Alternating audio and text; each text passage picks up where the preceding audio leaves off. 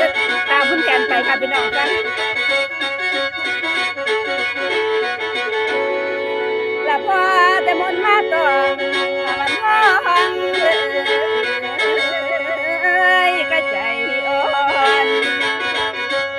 ละนางสิคอนหอมและทำไป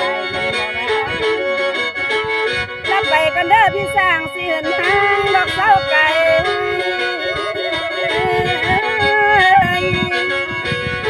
ละนางสิไปก็นำเขารับก่อนละเด้อนอน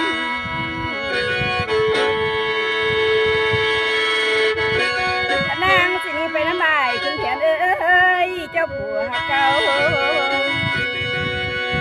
และเจ้าอย่าให้หำหอนบ่เห็นว่าเรามา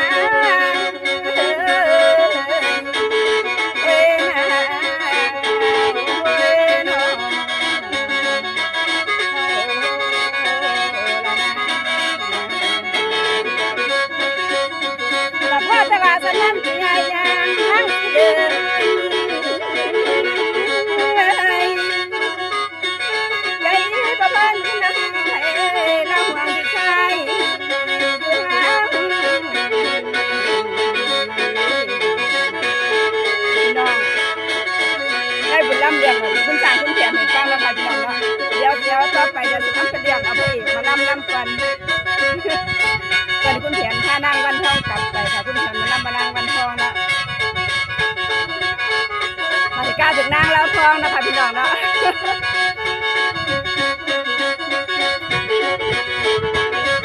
ละโอ้ยเนาะละพี่เอ้ยตั้งแต่กี่พี่หักบาบ่มีเมียนางมาเสียใจหานายผู้ชายหลายถ้าเราบ่มีเงินหาน้ำลายจ้าเจ้าบ่เที่ยงไอ้มาเถียงดับปล่อยค่อยยังเถียงกันท่านเป็นจังสีนั่นและท่านว่าเป็นจังสีน้องบ่อยู่ดำนั่งเลยมากันเด้อพวกหวานที่สั่งลากันเด้อ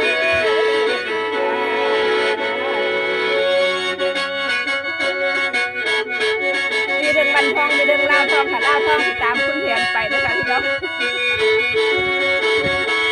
เป็นกำลังใจกันเด้อขอบคุณหลายๆค่ะพี่น้องเป็นกำลังใจให้ทุกท่านนะคะ